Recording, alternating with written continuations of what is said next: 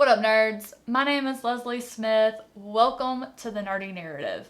The Nerdy Narrative is a channel that I started so I would have a way to share with all of you about all of the things that I read in hopes of helping you find your next read. Today is Friday, and on Fridays, what I like to do here on the channel is just check in, share with you what all I read, what I'm still working on, and what I plan to get into next. One quick announcement before we get into the books.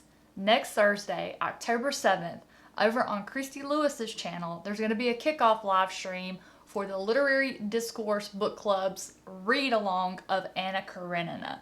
I will have Christy's channel linked down below, so if you want to join us for that, we would love to have you. It's going to be a 6 to 8 week slow read-along of the big chunker by Leo Tolstoy, Anna Karenina. Now let's talk books. For what I read, first up, I read a collection called The Hand That Pulls You Under by James Flynn. This collection is not out until December 10th of this year. I will remind you often.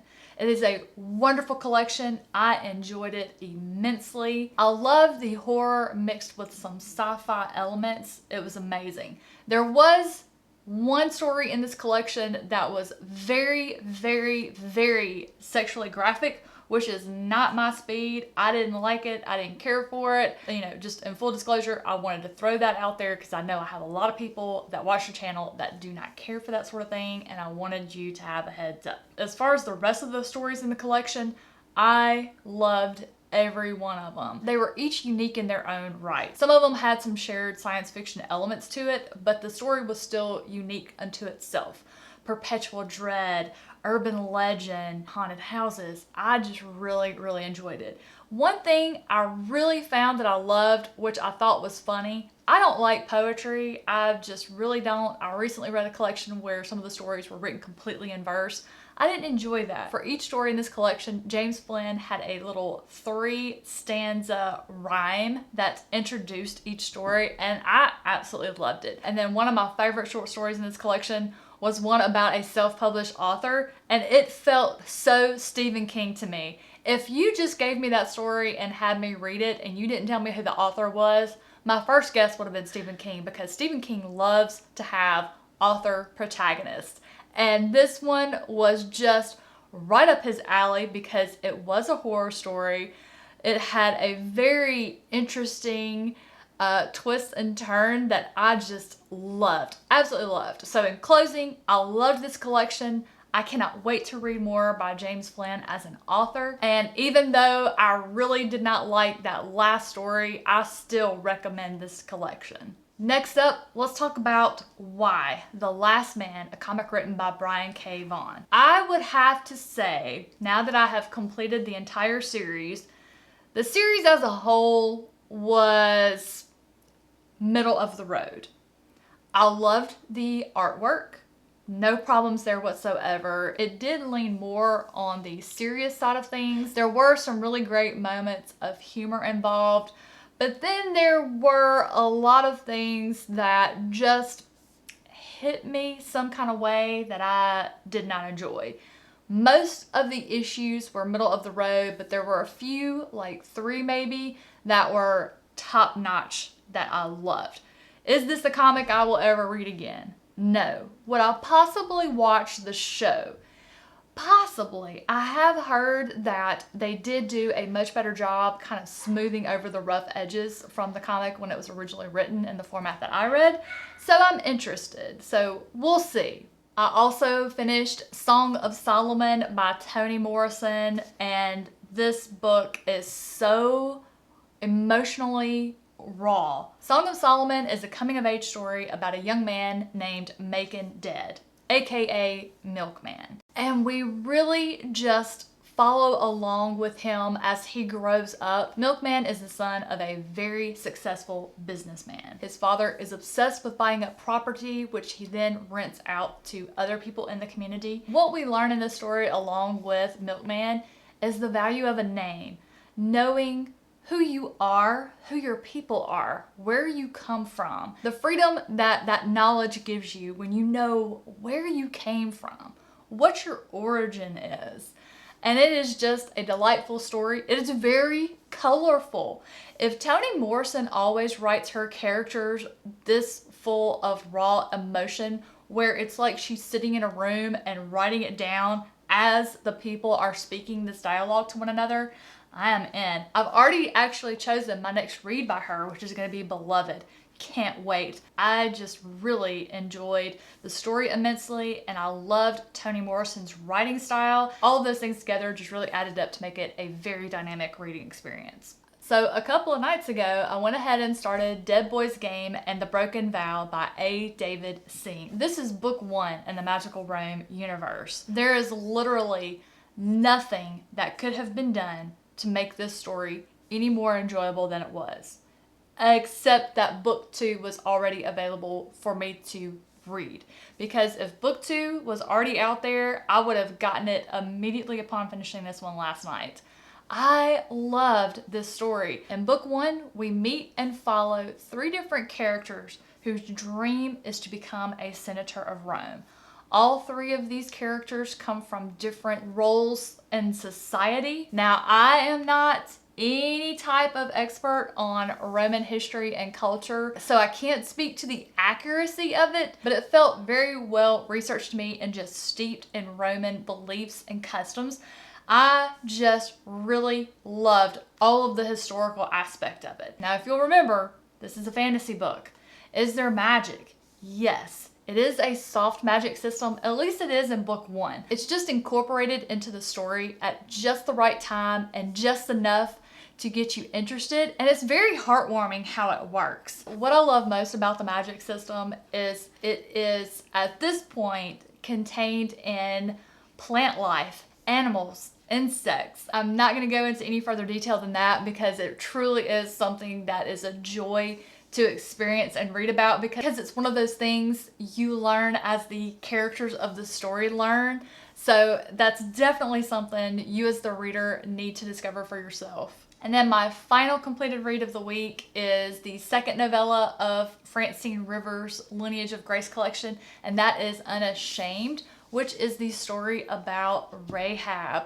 Rahab was a whore that lived in Jericho. She also happens to be the woman who hid the spies that came from the Israelites to scope out what the city of Jericho felt about them camping outside. In the story, God spoke to Rahab, she believed, and in exchange for hiding the spies, they told her if she would hang a crimson cord out of her window when they came back to destroy the city of Jericho, they would save her and whoever of her family members she hid inside her home.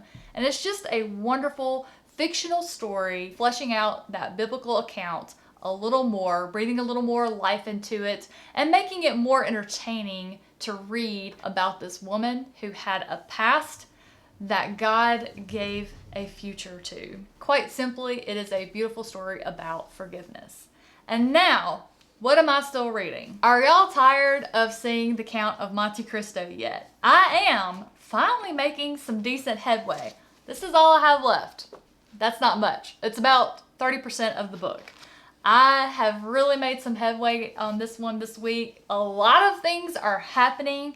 It has just almost been unputdownable. I feel like I am on the cusp of a whole lot of stuff about to go down. While I have been enjoying it, I'm also ready to finish it. I'm also about 75% of the way through Mike Thorne's latest short story collection, Peel Back and See. This one is available on October 29th. This one is really thought-provoking. From the stories that I've read so far, and the name of the collection, Peel Back and See, I almost feel that the theme of the story and the title of the collection has to do with peeling back the layers of ourselves and revealing what our true fears, desires, wants are. I feel that it's just exploring the depravity that humanity can house inside. It's very bloody, it's very gory. I think it is a collection that true horror fans would just really be into. If you're someone that you just like to read horror here and there, you don't like gore or a whole lot of bloodiness, I don't think this would be for you. These stories are love letters to true horror fans. The ones that just love the deep, dark, gritty stories. This is the only collection of horror stories that I have read in the last couple of months that actually scared me. I actually read one before I went to bed the other night, and when I turned the lamps off to go to sleep, it felt like the darkness just got darker. I swear I saw like something even more darker than the dark room just kind of expand above me and around me, and I was like, oh my gosh, this is not good. Fortunately, I had Bandit in there to protect me. But like I said, I'm about 75% of the way through. I will definitely finish that collection this afternoon. So that's everything that I read and the 2 things I'm still currently reading. Let's talk about what I'm going to read next. It's October 1st, so that means it is time to get into that October TBR. So the next read I'm going to start is going to be The Hot King by Josiah Bancroft, book 3 in the Books of Babel series. I am very excited to see where we're gonna go. I think I know, and I'm looking at the cover, and the character that I see in the tower is who I think it's going to be about. I think I am finally going to meet a young lady I have been wanting to meet since the first chapter of this series. I'm very excited. Book 2 really had a crazy ending, and I have been thinking about it non-stop. So very excited to get into this one. My next short story collection I'm going to start is going to be Sharp Ends by Joe Abercrombie. This is stories that are filled with characters about the First Law series. I'm excited to get some more background of some of my favorite characters, or perhaps learn something about other characters that will make them become favorites. I will also be starting my reread of Their Eyes Were Watching God by Zora Neale Hurston. This is part of the unofficial read-along that She Was Only Evie and I are doing. I have a channel set up on my Discord if you would like to come join us and read it for the first time or reread it like I am. I have my Discord linked in the description down below. I'm very excited. I'm just going to do a nice, slow reread, perhaps a chapter a day of this story. It is beautiful. It is about a woman who finds herself and finds strength in the things that she goes through throughout her life. She spends so much of it living for others and doing what is expected of her, which, if you think about it, is quite simply a different form of captivity, isn't it? So it's just a wonderful story about Janie, who succumbs to what is expected of her, how she lives during that period, and when she breaks free of the captivity of social expectations. Oh, so beautiful. I can't wait. I already know I'm going to cry though. And then the final read that I will be starting is Anna Karenina by Leo Tolstoy. This is the one I was mentioning at the beginning that we're going to have the live stream for next Thursday. This one I'll be reading over the next 6 to 8 weeks. So I'll just be reading a little bit each day, just spending a little bit of time each day with it. I've read a bunch of Leo Tolstoy's short stories. This will be my first novel by him. I really loved how he wrote his short stories. I hope this novel follows along with that same style. So I'm very excited to find out. And that will take care of everything, guys. That's all I read, what I'm still reading, and the exciting books that I'm going to read next. What about you guys? October 1st is here. What's on your TBRs this month? What book did you start today? What was your first choice of the book you wanted to start your month with? Is it something spooky? Is it something fall, autumnal feeling? Let me know in those comments down below. Guys, thank you so much for joining me today. Have a fantastic rest of your day, a wonderful weekend, and I'll catch you in the next one.